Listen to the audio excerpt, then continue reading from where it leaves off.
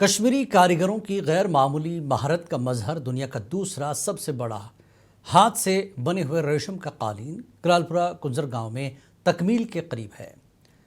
70/30 fit کا یہ شاہکار 15 ہنرمند کاریگروں کے ذریعے بنا جا رہا ہے اور اس سال کے آخر میں بیرون ملک برآمد کیے جانے کی توقع ہے۔ یہ قالین تقریباً 12 کوئنٹل وزنی ہوگا، جس میں 25 کروڑ ناٹس ہیں اور اس کی مجموعی پیداواری لاگت 6 کروڑ روپے تخمینہ کی گئی ہے۔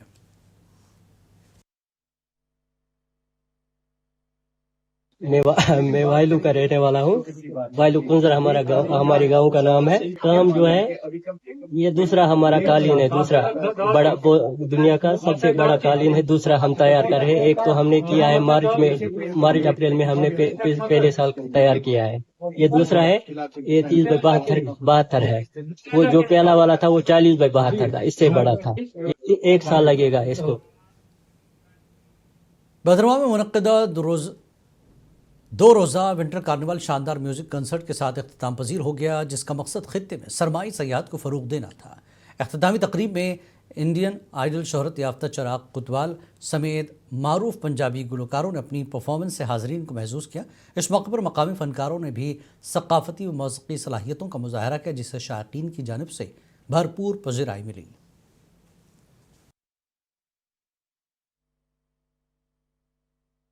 بھدرواہ کے جو لوگ ہیں بہت پیارے ہیں، تو ان کے سامنے میں نے فرسٹ ٹائم گایا اور جو ان کی انرجی تھی، یہ پروگرام سپر ڈوپر ہٹ ہوا ہے اور بیکاز آف آل دا بھدروائیز جو وہاں پر تھے، بیکاز آپ کا ونٹر کارنیول ہے، کئی ٹورسٹ آتے ہیں، وہ بھی مطلب ایک ٹورسٹ اٹریکشن ہے، یہ کارنیول بھی ٹورسٹ اٹریکشن ہے۔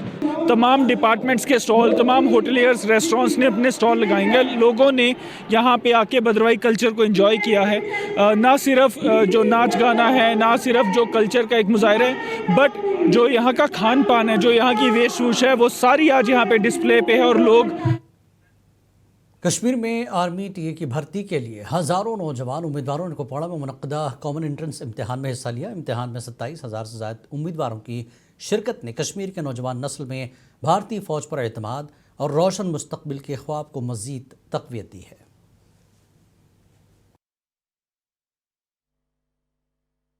ایگزام گو اس آرمی ہند یہ گو اصل ایگزام، یہ سہل آمت، ٹھیک ٹھاک پیپر آمت بارکت ایگزام اصل ٹھیک ٹھاک گو پیپر تہ۔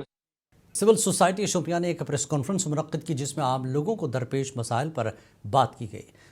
چیئرمین سول سوسائٹی شوپیان منصور ماگرے نے کہا کہ یہ پلیٹ فارم عوامی شکایت کو اجاگر کرے گا اور توجہ بنیادی سہولیات جیسی سڑکوں، پینے کے پانی، بجلی، صحت اور تعلیم پر مرکوز رہے گی۔ یہ ہمارا مدعا اور مقصد ہے۔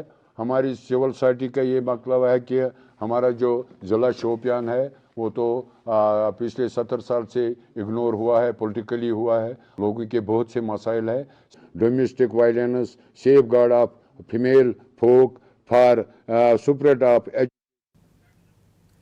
پلوامہ پولیس نے CAP 2025-26 کے تحت اسپورٹس اسٹیڈیم نیوا میں لڑکیوں کے والی بال ٹورنامنٹ کا کامیابی کے ساتھ اختتام کیا، جس میں SSP پلوامہ محترمہ تنوشری اور دیگر سینئر افسران نے شرکت کی۔ SSP پلوامہ نے کھیلوں کی اہمیت پر زور دیتے ہوئے کہا کہ نوجوانوں کی ہمہ جہت ترقی میں کھیل کا اہم کردار ہے اور پلوامہ پولیس نوجوان لڑکیوں کی حوصلہ افزائی کے لیے پرعزم ہے۔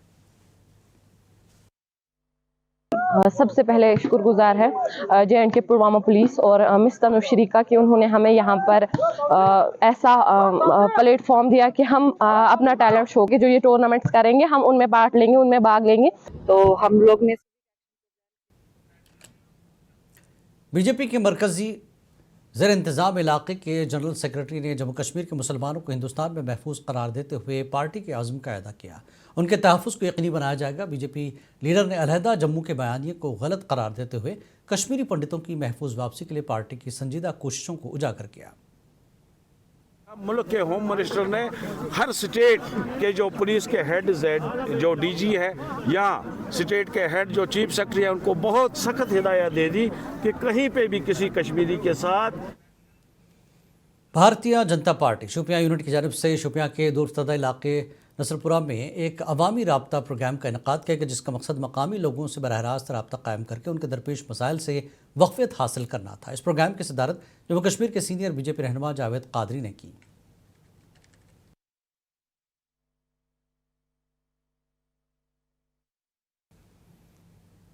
بڈگام میں غیر قانونی کانکنی کی وجہ سے زرعی زمینیں شدید تباہی کا شکار ہو رہی ہیں، جس سے ماحول پر بھی منفی اثرات مرتب ہو رہے ہیں۔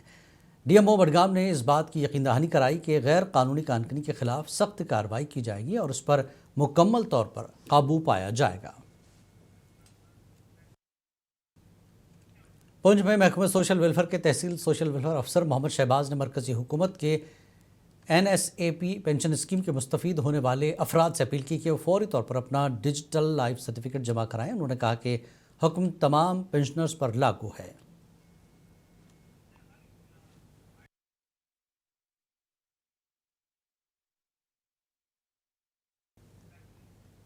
جموں کشمیر ٹیچرز فورم نے صوبائی ہیڈ کوارٹر جموں میں ایک تقریب کا انعقاد کیا، جس میں گنیش کھجوریا نے گلزبیر احمد ڈانگ کو فورم کا نائب صدر اور اولڈ پینشن اسکیم کی بحالی کے لیے تحریک کا صدر منتخب کیا۔ ڈانگ نے فورم کا شکریہ ادا کرتے ہوئے کہا کہ وہ اساتذہ کے جائز مطالبات کے حل کے لیے اپنی جد و جہد جاری رکھیں گے۔ حج 2026 کی تیاریوں کے سلسلے میں ضلع اننت ناگ میں عازمین حج کے لیے ایک جامع تربیتی پروگرام منعقد کیا گیا، جس میں انہیں مناسک حج اور سفری انتظامات کے بارے میں آگاہی فراہم کی گئی۔